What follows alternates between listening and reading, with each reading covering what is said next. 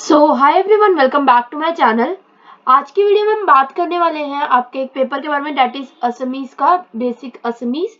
And एक चीज मैं आपको पहले बता दूं कि इसके ऊपर मैं कोई वीडियो नहीं बनाने वाली थी, पर बहुत बच्चों ने कमेंट किया कि रीजनल लैंग्वेज के ऊपर भी वीडियो होनी चाहिए, तो इसलिए मैं एक वीडियो बना रही हूँ सिर्फ। और इसमें भी मैं आपको जस्ट ये बताने वाली हूँ कि आपका क्या क्या सिलेबस रहने वाला है एंड क्या क्या आपके मेजर टॉपिक्स हो सकते हैं जो कि आपको इसमें पढ़ना जरूरी है। तो बेसिक असमीज में आपको सबसे पहले यही पता होना चाहिए कि क्योंकि आप जो है एक टाइप की लैंग्वेज पढ़ रहे हो, तो इसमें आपको क्या क्या पता होना चाहिए कि क्या क्या कॉन्सोनेंट्स होते हैं, वर्ड्स होते हैं, ये सब कुछ आपको पता होना चाहिए। एंड जैसे असमीज लैंग्वेज है, ये मतलब असम में बोली जाती है, it is a state language of Assam. Assamese language जो ड्राइव्ड होती है फ्रॉम इंडो आर्यन लैंग्वेज। तो ये सब आपको पता होना चाहिए। आपको असमी में लिखना भी आई थिंक सो आना चाहिए, जितना मुझे पता है। एंड असमी की जो वोकेबलरी होती है वो एंडिज्ड होती है विद तत्सम, तद्भव, अर्ध, तत्सम, देशी, विदेशी, लोकल, कॉलोक्वल वर्ड्स। एंड अगर हम देखें अब इसके बारे में, मैं इसको थोड़ा सा छोटा कर देती हूँ बिकॉज ये ना ऐसे ज्यादा वर्क नहीं कर पाएगा वरना। यस, तो पहले आपको ये पता होना चाहिए कि कैसे जो है प्रोनाउंस करते हैं। ये रहे आपके कुछ वॉवल्स, यहाँ से मैं सबसे पहले आपके कुछ वॉवल्स आएंगे कि कैसे हम वर्ड्स को प्रोनाउंस करते हैं, how to pronounce the vowels. ये सब चीज आपको पता होनी चाहिए। शॉर्ट वॉवल और लॉन्ग वॉवल्स के बारे में आपको पता होना चाहिए। इंग्लिश में यहाँ पे आपको लिखा हुआ है तो आपको इसीलिए पता चलेगा कि हम ए को कैसे मतलब लिखते हैं और पढ़ते हैं, ये सब चीज आपको समझ आ जाएंगी। मैं इसको नहीं बता सकती बिकॉज एट द टाइम मेरे को अभी असमीज नहीं आती है। जैसे यहाँ पे कॉन्सोनेंट्स, और कॉन्सोनेंट्स को यहाँ पे बोला गया है व्यंजन वर्ण। व्यंजन वर्ण ये कुछ ऐसा बोला जा सकता है इसे, व्यंजन वर्ण। हाउ टू प्रोनाउंस कॉन्सोनेंट्स, तो ये आपको बताया गया है कि ये मतलब जो कॉन्सोनेंट्स है, a is inherent in every consonant sound. जैसे कि वो बोलते हैं ना बोलो, या मतलब ओ आ, ये वाली लैंग्वेज बहुत ज्यादा होती है। But while pronouncing words this final vowel sound it often dropped.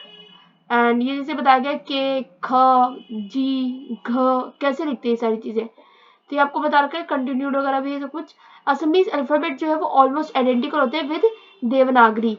अगर आपको पता है देवनागरी जो आई थिंक सो ये आपने पहले पढ़ा होगा, इसके बारे में कुछ कुछ चीजें हमारे को याद हो, अगर आपको याद हो तो देवनागरी के बारे में हमने बहुत सारे लैंग्वेज मतलब लैंग्वेज के बारे में पढ़ रखा है, जो कि हिस्ट्री में बहुत ज्यादा होता था हमारी। उसके अलावा है कार, कर, टू डू, कलम, पेन, मतलब ये सब चीजें बता रखी है कि कैसे कैसे लिखते हैं।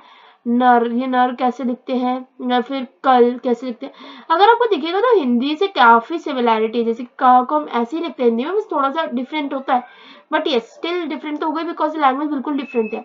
रीड एंड राइट, तो ये आपको बताया गया है जैसे बार, ओखा, गास, गैस, बार, ओखा, गच, अ वेरी हाई ट्री, अलाप, तापत कर। उसके अलावा आप कैसे है वार्म स्लाइटली। उसके अलावा है रतन इज वेरी फैट, रतन बार साकत। तो ये सब कुछ आपको बता रखा है। वॉवल साइंस और डायक्रिटिक्स एंड देयर यूज, तो यहाँ पे आपको बता रखा है आकार, इकार, इकार, उकार, उकार, मतलब ये सारे वर्ड्स आपको बता रखे हैं कि कैसे कैसे आपको पढ़ने हैं।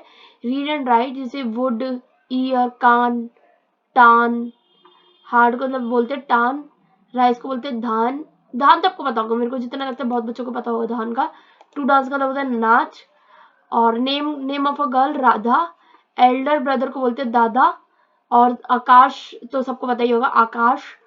और बताहा, बताहा दैट इज हवा, एयर को बोलते हैं। थ्री को हम बोलते हैं टीनी, टीनी। उसके अलावा मीठा, स्वीट। कॉम्ब मतलब फनी। और सिरा मतलब बोलते हैं फ्लैटन राइस को। फ्लैटन राइस अगर आपको बताओ, सब में तो बहुत ज्यादा हैवी चीज है राइस वगैरह का, तो इसे बोलते हैं सिरा। बर्ड को बोलते हैं सराई। लेटर को बोलते हैं सीथी। बटरफ्लाई को बोलते हैं पखीला। और साकी को बोलते हैं लैंप, मतलब लाइक साकी को बोलते हैं लैंप या दीपक टाइप। तो यहाँ पे और वर्ड्स बता रखे हैं। रीड एंड राइट में बॉक्स को कैसे लिखते हैं, लैंप को कैसे लिखते हैं, ये सब कुछ। और उसके अलावा न्यूमेरिकल सब कैसे नंबर्स वगैरह है कि कैसे कैसे नंबर्स को लिखते हैं, बोलते हैं, पढ़ते हैं। और नेम ऑफ द फ्रूट्स बता रखा है, मैंगो को कैसे लिखते हैं।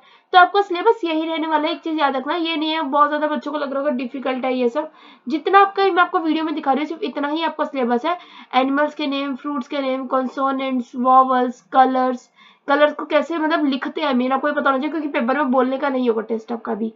वेजिटेबल्स के नाम पता होने चाहिए आपको। फ्रूट्स हमने देख लिया। बॉडी पार्ट्स के नाम, हेड, आई, माउथ, इन सबको असमीज में जो कैसे बोलते हैं, किंगशिप वर्ड्स मतलब कि जैसे मदर फादर, जो रिलेशंस होते हैं हमारे, grandmother grandfather, sister son, sisters daughter, sisters brother, तो ये सब कुछ कैसे करते हैं। सिस्टर्स ब्रदर तो एक बार को नहीं हो पाएगा, तो थोड़ा सा वैसे ही हो जाएगा कि आपको खुद का रिलेटिव हो जाएगा वो।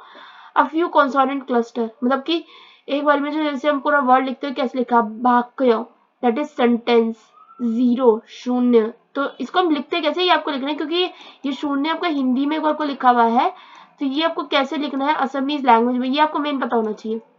उसके अलावा पोइट्री, काव्य, तो ये सारी चीजें हैं आपके पास। एंड लास्ट में हम देख ले 7 डेज, मतलब ये जरूर पता होना चाहिए मंडे से लेकर मतलब संडे तक का पूरा जो हमारा पूरा वीक होता है वो पता होना चाहिए। ईयर्स भी होगा और मंथ्स भी होगा, तो सारे मंथ्स और ईयर्स पता होना चाहिए, कैसे लिखते हैं कैसे पढ़ते हैं। फ्रेमिंग वर्ड्स करेक्टली, तो ये आपको वर्ड्स करेक्टली फ्रेम करने हैं। सेंटेंस फॉर्मेशन आपको पता है, subject plus verb, subject plus object plus verb, ये इन्होंने बता रखा है। ये असमीज का होता है, अगर आपको पता हो इंग्लिश में कैसे होता है, subject verb and then object, और वर्ब की भी फिर फॉर्म्स रहती है।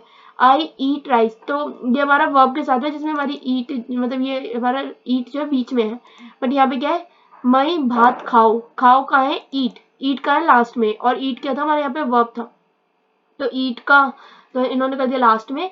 राइस जो था वो हमारा भात, दैट इज ये रहा, मई मतलब आई मतलब मैं। इसके अलावा sun rises in the east, तो सन मतलब सूरज, बेली, फिर आई थिंक राइजेस जो है वो आपका लास्ट में आना चाहिए हयर, और इन द ईस्ट मतलब पूवत उदय, मतलब कि किस तरफ से उदय होता है सन का। I will go to the university मतलब कि आए, तो पहले मई, फिर यूनिवर्सिटी आएगा मतलब ये रहा विश्वविद्यालय लोई, फिर है जाम मतलब मैं जाऊंगा, तो गांव की लैंग्वेज भी लग रही है मुझे तो कुछ कुछ जाम।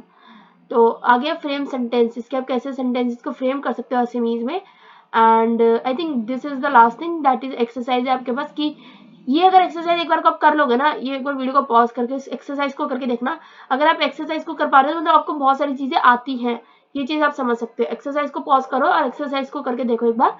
एंड कोई भी अगर आपकी दिक्कत होगी या कुछ भी आपको चाहिए, रिटर्न मटेरियल चाहिए, कुछ भी चाहिए, तो कमेंट्स में बता देना। उसके अलावा वीडियो को लाइक जरूर कर देना, चैनल को सब्सक्राइब कर देना। कोई भी क्वेरी होगी तो आप कमेंट्स में तो मुझसे पूछ ही सकते हैं। कोई अगर ऐसा लिंक वगैरह कुछ भी चाहिए, किसी और वीडियो की मतलब लिंक वगैरह चाहिए, वीडियो चाहिए कोई, तो उसके लिए भी आप कमेंट कर सकते हैं। Stay safe, stay positive, and yes, all the best for your exams, and thanks for watching. Bye bye.